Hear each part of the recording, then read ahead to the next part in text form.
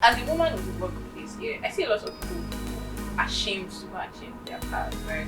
Some people say, oh, it's when you age and time, you just don't care. But people, you want to go and change it, and you now have to hide your car in your pocket or something else.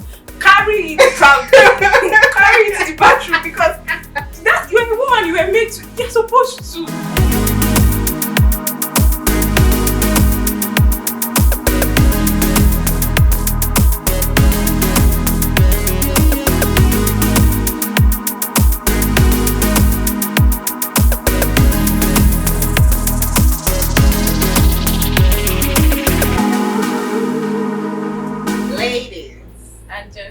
Let's talk period. Alright. Hi guys, welcome to MPC. MPC stands for My Period Chronicles. So basically this idea came about because we couldn't sleep. I couldn't sleep, I had a reason, she didn't have a reason. I couldn't sleep because I was having a terrible cramp. And I felt we needed an avenue to vent. And this thing came about and I play. We are literally having a podcast series. Like play. Yeah. Up to 4 a.m. It's not like play. Okay, yeah, but seriously, something good is coming out. So My Period Chronicles is an impact-themed series with two lovely hosts. Yeah. Pause Niger, Vijay Adidire, and ALT Podcast. Adetitayo. You sure want me to call this name? You must. Why? Why will I call my name and you not call yours? What's going on? I don't want people to know me. I like being anonymous, but it's fine. It's fine, no problem. Anyways, so we are compiling stories from the public, and with obviously you guys can keep sending your stories, but some of these stories are gonna make it to the show. We want to share these stories while we are talking about certain topics, and see what you guys think and your experiences while you are going through a period. So we're gonna start now. Our very first story. It has to be anonymous actually, because this is a very weird story. So we'll be sharing the crazy, the comical, and the cringy experiences, and you guys can determine which category this story actually fits. Let's get started.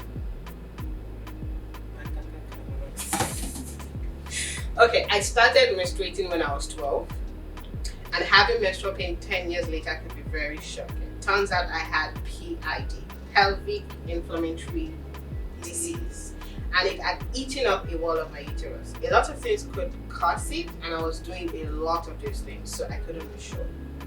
I'm listing them out now. I was sharing a public toilet. I was douching. Okay, and I was sexually active. Wait. Okay.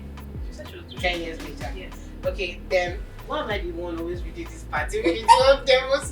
I wore red pants a few times, especially during rainy season. It did not dry. Just move on. She watched it, it didn't dry. Move on. She wear out like that. Okay. I used soap on my pelvic area. Yeah, you guys, in case you don't know, you shouldn't use scented soaps. Yeah. Okay. And then there are other reasons, but those were the ones I was really guilty of. And I really faced the consequences. I found myself partially paralyzed from the pain and rushed to the hospital where the doctors thought it was ectopic pregnancy or abortion. I'm sorry to cut you short. What is the problem with Nigerian doctors? You have malaria, it's pregnancy. You have anything, it's pregnancy. I just go to the hospital first. Have you done pregnancy tests? I cannot be sick because I'm a woman. It just has to be pregnancy. I don't get it. We actually need to talk about this because I've gone through that a lot. Do. They will make sure you take the pregnancy test. Yes. Because, it's like they're that I have headaches and I'm throwing. Okay, we're throwing up is one of the symptoms. But why is pregnancy the first thing that comes to mind? So we'll talk about doctors making an answer. Yes. Tell us. I'm going to send this episode to a doctor friend so every doctor can share his opinion. Yeah. Okay, so that reminds me. I'm still reading the story now. Another cause of PID which I was guilty of was using cotton wool, tissues, or pieces of clothes as pads for menstruation. So the cotton wool pad, I know a lot of people do that. Yeah. I don't do that because I just can't. Tissues I can, but pieces of clothes. Maybe she broke that grandmother. Okay. And the one I was most guilty of at the time, honestly, there's a lot of guiltiness going here, was staying with a pad all day, mostly because I was always too busy and occupied. And I didn't think it was wise to change at random. So like that's another thing I would like us to address because of the series. Okay. As a woman in the workplace, I see a lot of people ashamed to go and change their pads, right? Some people say, oh, it's when you age, with time you just don't care. But people, you want to go and change and then you now have to hide your pad in your pocket or something. Carry it from carry it to the bathroom, because that's when a woman you were made to, you're supposed to. I don't know why it's gonna issue. happen anyway. I feel like if she's in an environment where she's free, I understand that being busy sometimes, you say, oh, you get to it and you never do. But if you're in an environment where people don't judge you because she's on her period. What if you're in an environment where your workplace doesn't have clean toilets? You know there are workplaces like that. Yeah, I do. Okay. I know there are. So we actually don't know what this lady was going through that would make her use a pad an entire day. Yeah. Okay. But yeah. But she also said that she never kept used pads. She never kept used Wait. pads. Okay, she said she didn't think it was wise to change at random and keep used pads in her bags. You wrap it now. You wrap it. If you don't have a proper disposal system, you wrap it anyway. So instead, I will just carry the pad like that and I go. Ha! But then there are rashes. Anyway. How will you walk? Okay, so she actually went ahead to tell us more, like giving her advice. This is quite an interesting chronicle, really. So, according to her, and I'm reading in first person pronoun, I learned female health the hardest way, and I would love to help others learn it. Staying on a pad for up to 8 hours can cause blood clot on pads, and this is not a good sign. Using soap when trying to clean is also not good. Take this one. Why is it why is it me you get to read this? Read it. Giving heads right after eating is very dangerous. You're silly. It's very dangerous to both genders, especially the female reproductive organs. But I'm sorry, I don't understand. We don't eat amala. It could breed yeast, and then penetration could help spread the yeast into the womb and cause damage because the organisms get to multiply and feast. Wow. I mean, microbiology studies. But yes, you're right. You're very right. Wait, after eating. Let's go. No matter how damp or already dry your undies are, go the day without them. Don't try to manage. I'm not sure I understand. I don't understand. Go the day without your undies. You just say don't wear undies. I don't know. Okay. It might dry on you as you assume, but you want to achieve the aim of keeping a healthy vagina by wearing damp pants. How will you wear wet pants with the hope that it will dry on your body? Amateur now. You wear skirt, breeze will enter, dry.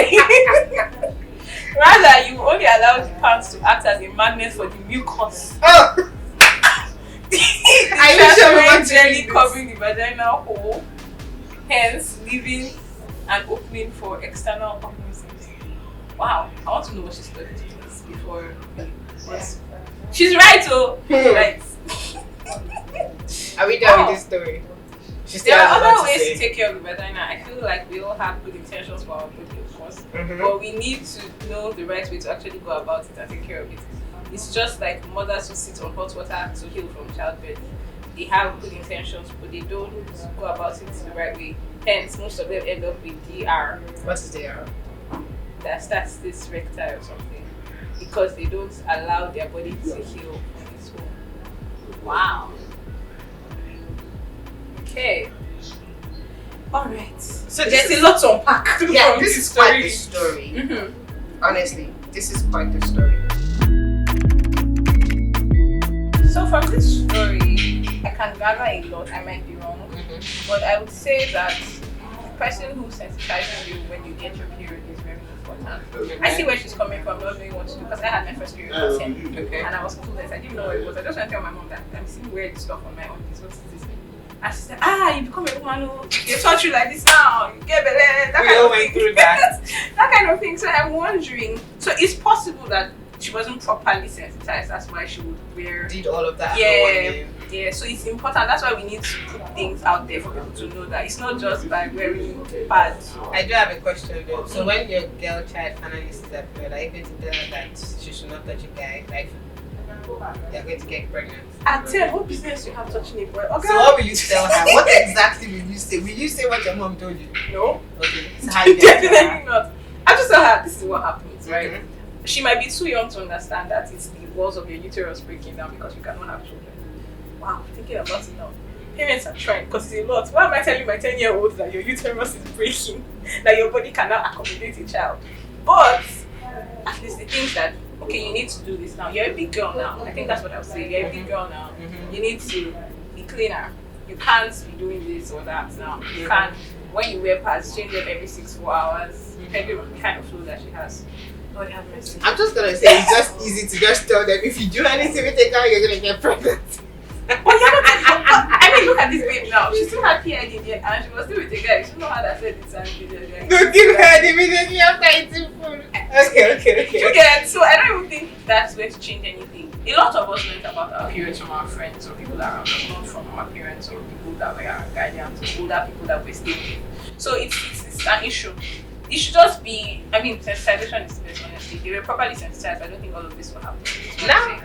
Now that I'm thinking about it, I realize I actually need to be intentional and plan on how I'm going to tell my girl child what to do. Honestly, I'm putting myself on this phone now and I see that it's not easy. It's not So easy. I kind of understand why our parents do, but Yeah. it was just quick, fast, do it like this and Yeah, but the world is progressing and people are more open to all of these things. It's not like Exposure. before, so yeah, it will be better in our time. I still want boys though, no offense, but it will be better. Excuse me, There are only girls in my house now, I just want boys. And change your scenario. I don't want a child like But me, you if I'm did. being honest. If I'm being honest, I just don't want a child like me. But go on. Okay, guys, so MPC is here. We want to destigmatize, we want to sensitize. Basically, we're changing the narrative about women's health. That's pretty much it. So thank you guys for watching. Expect okay, so basically you guys are gonna be watching us in 10 episodes. Yes. But yeah, there'll be lots of stuff going on as well. Bloopers, BTSs, everything. Some I would not like to show, but if we are being open, we should be open. Yeah. Alright guys. Let's talk period. Bye. You're in pain and you're throwing up and you're like, is it for the same period? Like, you know, there's that tone I know that people have, like, are you sure you're not being dramatic?